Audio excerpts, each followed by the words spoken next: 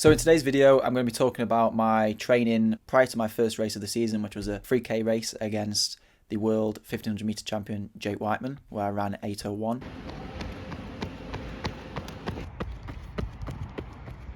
Is it going to be a replay of last year?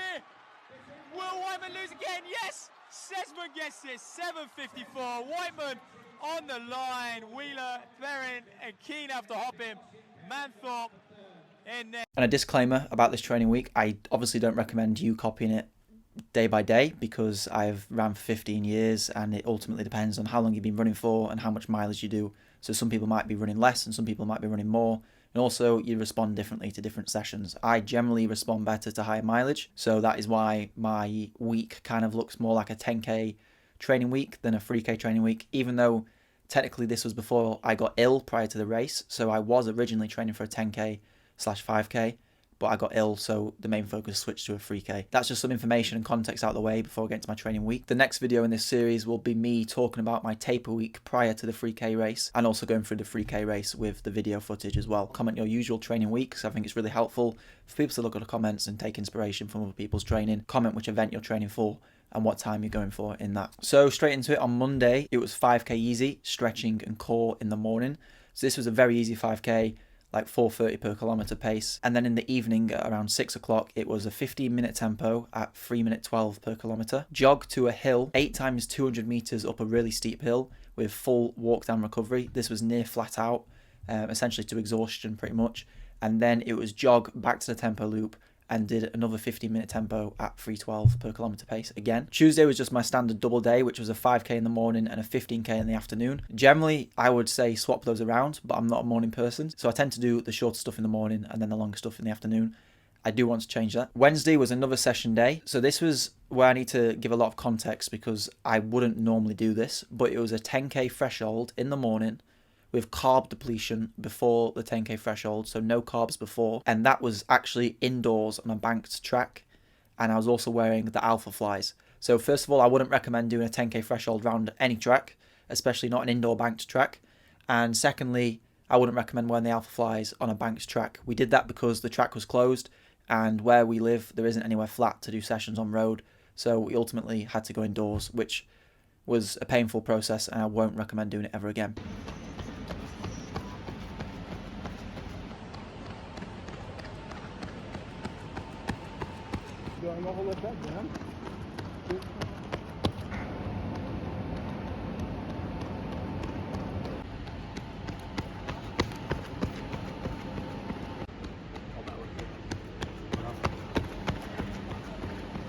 In the afternoon, it was 8 times 1K off 2 minutes, which started at 2:51 per kilometer and went down to 2:46.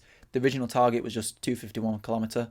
I remarkably felt great. Sometimes I've noticed that even after something like a 10K threshold in the morning, which ultimately is quite hard, like I ran 30:40 for the 10K, so 3 or 4 per kilometer. Even though I did that, I felt better in the afternoon than I would normally in that session. So it went from 2:51 down to 2:46 in the Ks, where I wore spikes for the last 2 reps, which, you know, with 2 minutes rest, that's a very quick turnaround. So you've got to be quick with that. So generally you have to loosen your spikes on the rep before and then put them on very quickly. And it's quite a hectic process. On Thursday, I did 10K in the morning, and in the evening, I did a run to the gym and run back from the gym, which was 2.5K either way, so 5K in total, and an S&C session. I am very new to gym. This was the first week I ever did gym, so the footage I'm about to show, please don't be too critical on my form because it was the first week.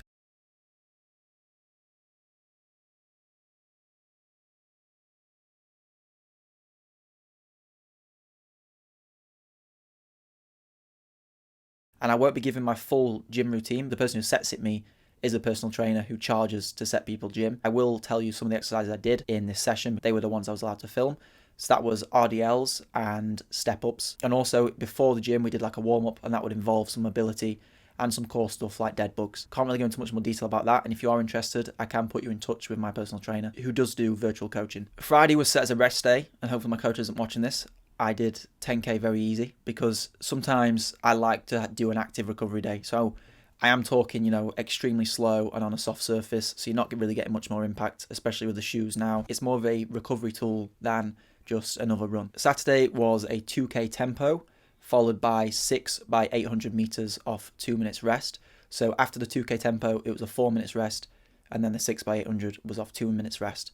And the targets for the 2K tempo was 6:08, which I ran. And then the targets for the 800s off 2 minutes were 2:10 to 2:12, which is just probably in between 3K and 5K pace for some context. The first 4 800s were between 2:09 and 2:11, and they were near flat out. Like, it was literally, I'm not sure if anyone's ever had this before, where you're really on a wire at all times, but somehow you're still kind of recovering just enough to get you through the next rep. That was kind of the case, so it felt shocking all the way through. So I was very surprised that I was hitting the splits.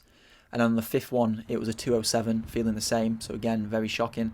But then on the last one, don't know if this was because it was psychological, the last one, I ran a 2:01, and it felt like the nicest rep of all 6.